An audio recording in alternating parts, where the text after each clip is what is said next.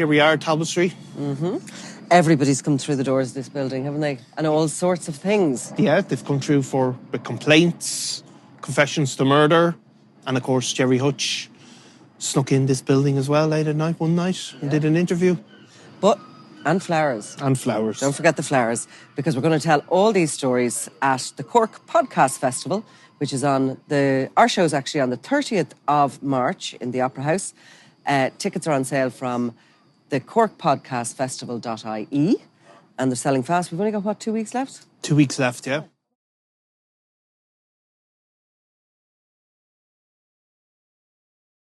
So it's unusual that we get a little insight into the lives of criminals who are, I suppose, really well known, involved in violence.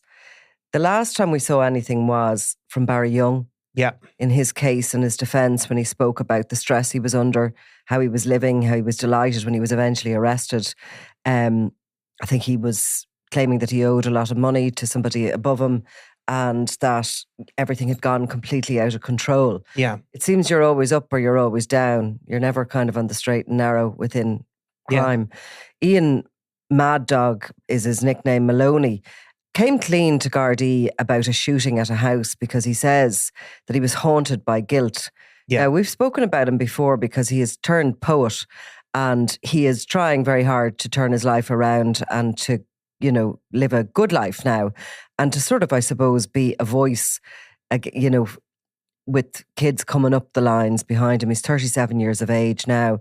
But unfortunately, he is back before the courts for this and he is likely to face a jail term. Yeah, I mean, if you see the pictures of him going into court, he's going in with his bag like he knew he was going to serve prison and going to be, after the sentencing hearing, even though he hasn't been given that final sentence, he obviously knew he's gone straight into jail. It's an interesting case. Obviously, there was a feud going on with a former associate of Ian Maloney's, a guy called Jonathan Murray, that we will have written about before, that also has had a kind of a high public profile because of his friendship with Conor McGregor, constantly seen with Conor McGregor. But Ian Maloney, it's described in court how he was initially arrested after shooting at the house. He was brought in for 7 interviews, did his no comment, basically said nothing.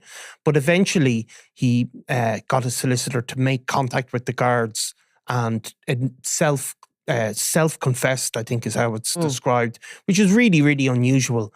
Obviously, the guards were investigating it anyway, but whether they ever would have successfully brought a prosecution, it's not clear if he hadn't admitted to it.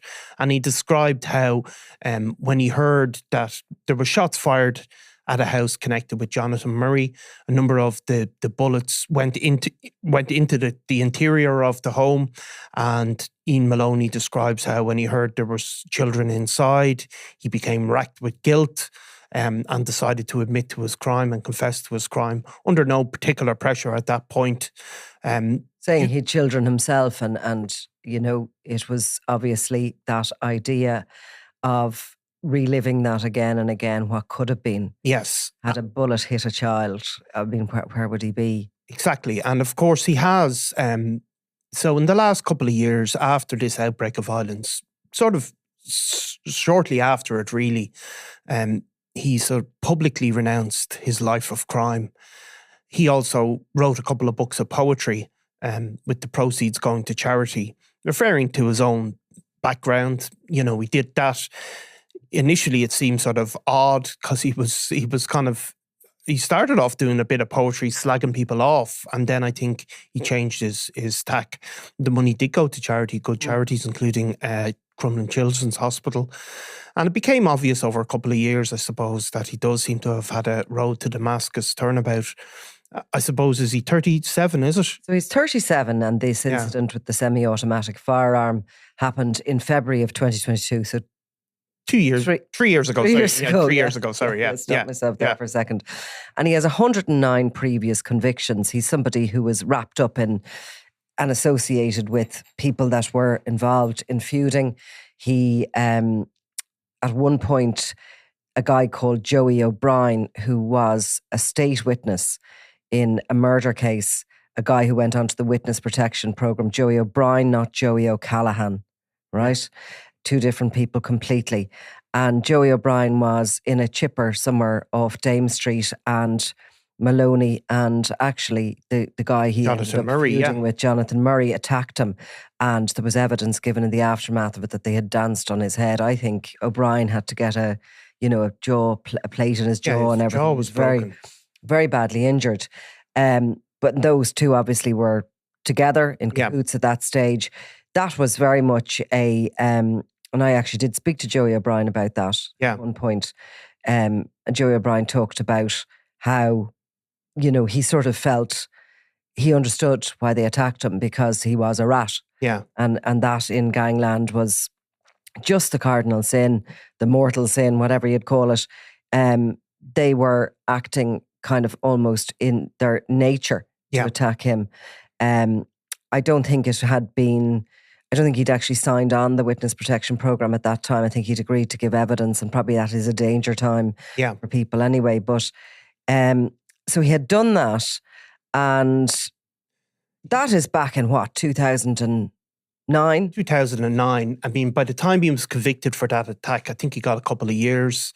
He was already serving a 12-year sentence for, I think at the time it was one of the largest armed robberies of a jeweller in the history of the state. Probably slightly less than a couple carried out by Martin Cahill.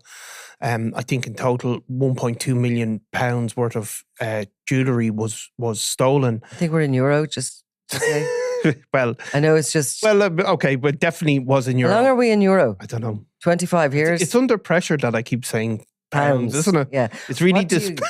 super value. What? Yeah. Do you still call that H. Williams? I don't do that, but... Do you not? No. There's a few other things. There probably is. I'll jump on them when... But anyway, no need to worry about embarrassing me and bringing it up. But, so, yeah. Sorry. Anyway, no. 1.2 million euro worth of jewellery was stolen from the shop in Dundrum. And there was a shotgun produced to staff at that time, so it was a serious And it was robbery. a major raid, and it included, he's none of that jewellery was ever recovered. So it was a big deal. He went to prison for, I think he got 10 years in prison with 2 suspended. But even before that, he had become one of these notorious gangland figures. I mean Mad Dog is his nickname, and it was because of his erratic and violent nature. And you're talking about somebody that had been, I suppose you could say, gangland famous since he was a teenager. I mean, he's not a tall guy; he's a short guy. Not that some may say, "Who are you to say?" But some may say that if they were being unkind. But so he's a small guy, but he was one of these guys that had this reputation. Now he acted as a driver for Fat Freddie Thompson. That was partly, how he developed that reputation. But he also had, amongst the Gardaí, they regarded as somebody who was very, very, to approach him was a very, very dangerous thing, because he had this absolutely out of control reputation, certainly with the Gardaí. We even heard in this court case how there was, his brother had died. His brother John this is getting down to probably the reasons why he's, psychologically has been found to have got involved in this kind of life, and probably he has, as his, in his own way over the last year or so, since he's decided he wants to live a different life, he's had to navel gaze as to why he got into that. Yeah. And this is one of the things that has come up. Yeah, and it came up that his brother in 2003, his older brother, a couple of years older than him, I think they'd been on a fishing trip, and then his brother had been arrested on an outstanding warrant. He was brought into a Garda station on the south side of Dublin. He was subsequently released, and he died within an hour, it's described, of being released from the Garda station. I think the inquest actually said it was something around 10 minutes. He collapsed and died basically on the footpath. Now, there was obviously, the family were deeply unhappy. They went very public, called for inquiries, public inquiries. It was one of those cases. They felt something had happened within the time he was arrested and in custody. Yes, they felt something had happened. There was an inquest. An open verdict was returned. There was some discovery of cocaine in John Maloney's system. The family had a lot of disputes about a lot of that. Not to get back into all of that because we don't know the exact in and outs. But obviously Ian Maloney has continued to post about this over many years on social media. Clearly has a grievance with the Gardaí, and that certainly seems to have coloured his interactions with them. What age was he at that stage? Well, he was younger. I mean, so he was 16 in or around that age. But by the end of his teenage years, he was, had a absolute reputation as a loose cannon, even within that world. And there was interactions over the years. You can read cases where he was, the guards had stopped him and he was threatening to set them on fire, threatening to shoot them. Absolutely no restraint. He was also involved in sort of sub-feuds within. Obviously, he had a role in the Crumlin-Drimnagh feud, but he was also involved in other sub-feuds within the area.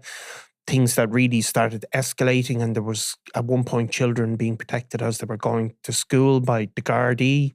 A lot of associated with a lot of violence. By the age of 24, I think, when he was convicted of the armed robbery, he had 70 convictions, and I think in this last court hearing we heard that had actually topped over 100. So a constant life in and out of jail. When he got out of jail the last time, he seems to have picked up being involved in criminality. That was well into the, I think there was an occasion, I think we had video of his home being raided in 2020. At that point, still associating with organised crime. The house was raided. I don't think much was seized, but he was still regarded as a key figure in that organisation. But obviously, something has changed. We wrote a story just a couple of weeks ago about his latest poetry book. And the publishers even came to court and gave evidence on his behalf, saying at first they were very wary of him, but they believe he's sincere and the money has gone to charity. So Justice Sarah Berkeley oversaw this case, and Michael O'Higgins, Senior Counsel, was his barrister. And there was a number of references handed in from the publisher was one, but there was also this letter that Maloney had written to the Murray family, whose house he targeted. And he wrote in it, "I was reckless. I've been haunted by guilt. I made the statement because I couldn't live with myself." And a letter read to the court said he was no longer that person. He's done voluntary work here and abroad. He said, "I've distanced myself from my past. I'm still under pressure. My house has been attacked by people trying to provoke me." And, there's a probation report due on this, and he's remanded in custody until sentencing later in May. It's a dangerous time for him. And because he's going back into the prison system and he is going to be surrounded by criminals. He's talking about people coming to his home to try and provoke him back into it.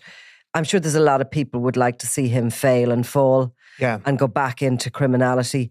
I suppose it's almost like, an addiction and giving up that addiction and trying to stay clean within the environment that it's all around you. Yeah. And prison is that multiplied by 100. So, it will be a test to him. Yeah, very much a test, because he's been primed since an early age to, if somebody shows you disrespect or says something to you, you react. You never let anything pass. Always respond and fight back. So, he's going to be going into prison and he's going to have to cope with all of that. Now, there's also great help in prison for somebody who genuinely wants to move along, move to a new life. And there would be a lot of courses he could do within the prison system, which would be very helpful to him. Anger management courses, all that sort of stuff. Yeah. Obviously, writing is big in the prison, and they've put a huge amount of effort into prisoners. Yeah, I mean, picking up a pen and maybe writing, or if he has a particular interest in poetry, there would be people there to work with him on that. He's already published, which is amazing. Yeah. I mean, how difficult is it to get a book of poetry published? I don't know. I'd say it's bloody difficult. Well, there's not. Yeah, it's not something you do for money, is it? Because no, definitely not. But also, like, I mean, it is. It's not a huge market out there for that. So a publisher will invest in you kind of for your future. And there's 3 books actually already been brought out. Now, the big cost for the publisher is, if they pay somebody, that goes into the money he gets paid, goes to a charity. Is that right? Yeah. But publisher have to print. I mean, the cost of print is huge. It is. And particularly since the war in Ukraine broke out, because the cost of paper has gone up. So, somebody has really thought that he is worthwhile publishing, and that will stand to him. Yeah, I mean, the latest book is called No More Shadows, Leaving Mad Dog Behind. So he's unusual. We did a story or did a podcast recently about Jamie Griffin, another guy who probably grew up with Mad Dog Maloney, who's also, I suppose, he's actually got his own podcast now, I see, but he's also spoken in a way, a different way about a life of crime, where they're not really making excuses. And Ian Maloney doesn't make excuses for his own actions. And that, I think, is to be admired. You see other ex-criminals, doing broadcasting or whatever, and they're not really apologetic for it. They're reveling in it. These guys are a bit different. They're of such high value, these guys, high value. Take them, because they are, it's all very well for somebody educated from a totally different world to go in and to talk to young kids who are at risk of being groomed into a life of criminality. But for guys that they would probably look up to, that they can connect with, they can understand their language, they totally get them. Yeah. I mean, they're so valuable to society, these people that come out of that world are articulate enough to explain why they feel they got into it and what life was like in it, and articulate to explain why it's so important not to ever go there in the first place. Yeah, I mean, actually, one of the first stories we did about Mad Dog's poetry was he did a rap kind of slagging off Conor McGregor. I like him already. Good man. So, I mean, I says, you're far from that gorilla on your shirt. He says this about McGregor. I remember you before all that gangster shit. It's lame. So, and I think that's the difference, I suppose, with people like Mad Dog Maloney and Ian Maloney, I suppose we should call him, and Jamie Griffin. Yeah. Like, these people really, really did have that reputation, not just as people who were, as he's saying about Conor McGregor. These were the real deal. These were amongst the people that had the most feared reputations on the streets. So it is interesting. He'll go into prison. There are, of course, drug-free wings on a lot of jails. I mean, all wings in theory are drug-free, but obviously there's these wings where people really make a commitment, and the prison service believes them, that it's not just a matter of not being caught, that they are actually attempting to make changes. So we see now, look, other people will say about Ian Maloney that during those 109 convictions and probably many other crimes that he committed, a lot of people suffered. No doubt the people that were the victims of that armed robbery could talk about the trauma they discovered, and there was other very sinister incidents in Crumlin where people suffered great losses that Ian Maloney was linked to.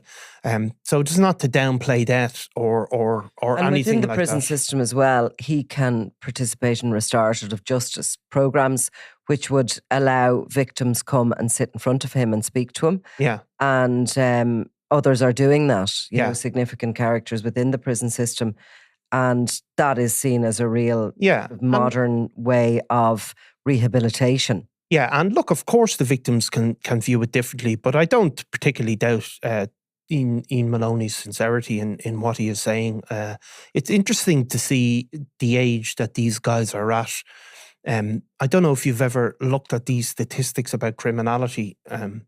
There's these big studies that have been done on young men who become involved in high level of organised crime. So the highest risk, which these two guys are in, and how there's, they do it through their 20s. Yeah. But by the time they sort of hit their mid-30s, that a lot of them mature. They just mature really, really Yeah. slowly, probably because of the trauma and the things that they're going through, but that they have a kind of the maturity comes upon them, I suppose, where whatever has gone on in the past and whatever they've been mixed up, eventually they get to that point of actually coming to an understanding of themselves and their own motivations. A lot of them will have kids themselves at that stage. Exactly. And they start to connect things and join the dots. And they also don't want that life for their own children. Yeah. And I think that sort of is part of that maturing process. Yeah. And they can actually nail it down that a lot of these guys, when they hit their mid-30s, 35, whatever, that they have a change of heart. And you see that a lot. I mean, most of the high-level crime is, or most of that really, like the shootings and all of that, they're all guys that are younger. Now, there's some people with really inherent antisocial personalities who just keep going and we've talked about them guys in the 70s who are going to keep doing it, and they're obviously the people that probably direct most of the violence. But there's a lot of young men get sucked into that life. That's all they've known, and they will hit that age and maybe come to understand their own moral core, So it's to be admired rather than anything else, I suppose. Well, a probation report has been directed by Justice Sarah Berkeley, and he is back in court on May 22nd when he will hear his fate. You feel he'll definitely get a custodian? Look, he definitely will. I mean, with that history and that level of seriousness, But I mean, the courts do take into account the mitigation that is there, and people are, I don't know if I think it'll come across sincere, which it is. Okay, thanks, Niall. Thanks, Nicola. Robbie Lawler was out of control. This is Double Cross, the murder of Robbie Lawler. It was going to be an all-out war with him in the middle of it. Crime World special investigation podcast based on my new book, Web of Betrayal, wherever you get your podcasts. I'm Nicola Tallant, and you're watching Crime World, a podcast about criminals, drugs and the underworld in Ireland and across the globe. Make sure you subscribe to our channel and turn on notifications so you can be the first to watch all our latest episodes. You can also listen wherever you get your podcasts.